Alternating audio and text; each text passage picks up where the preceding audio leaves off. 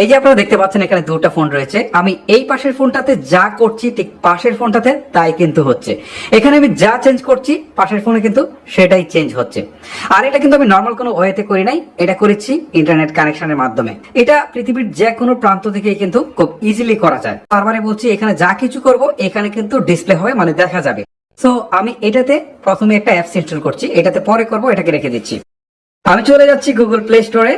Play স্টোরে আসার পর এখানে গিয়ে লিখবো TEAM টিম, তারপরে হচ্ছে viewer BIEWER team viewer quick support. Okay, quick support already আমার এখানে চলে আসছে, আমি এটাতে ক্লিক করলাম। এই যে দেখেন, এটা আমি সময় বাঁচানোর জন্য আগে ইনস্টল করে রেখেছিলাম, এবারে আমি জাস্ট এখানে ওপেনে ক্লিক দিই।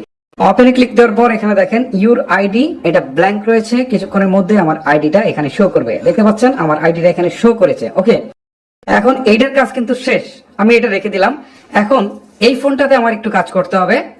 আমি এইটার প্লে স্টোরে চলে যাই। প্লে স্টোরে আসার পর এখানে লিখবো টিম ভিউয়ার। ওকে, VIEWER টিম ভিউয়ার লিখে এখানে সার্চ করলাম। এখানে কিন্তু টিম ভিউয়ার কুইক সাপোর্ট না, এটাতে হচ্ছে টিম ভিউয়ার কুইক সাপোর্ট, আর এটাতে হচ্ছে শুধুমাত্র টিম ভিউয়ার। ঠিক আছে, রিমোট কন্ট্রোল।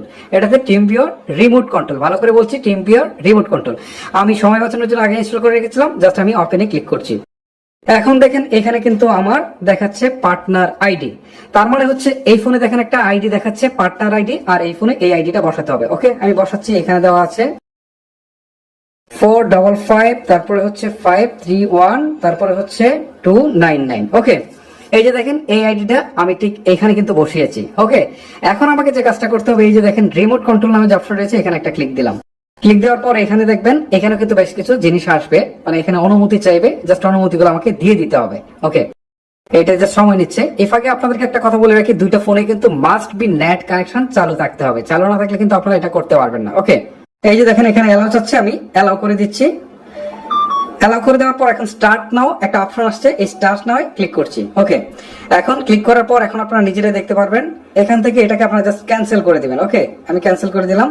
দেওয়ার পর দেখেন এই যে স্ক্রিন, দুটো স্ক্রিনে কিন্তু এখন এক হয়ে গেছে, তার মানে এইটার যে স্ক্রিন রয়েছে এটা কিন্তু এখানে ডিসপ্লে করছে। ওকে, এখন এইখানে আমি যা কিছু করব, এই যে দেখেন এখানে আমি যা কিছু করছি সবকিছু কিন্তু এখান থেকে দেখাচ্ছে। এখানে যদি আমি গ্যালারিতে যাই তাহলে দেখেন এখানে কিন্তু গ্যালারি শো করছে। আমি যদি এখান থেকে যদি স্ক্রল করে নিচের দিকে আসি, আবার যদি আমি এখান থেকে যদি চাই যে আমি ইউটিউবে যাব, এখান থেকে কিন্তু সরাসরি ইউটিউবটাও একই সাথে দেখেন ওপেন হচ্ছে।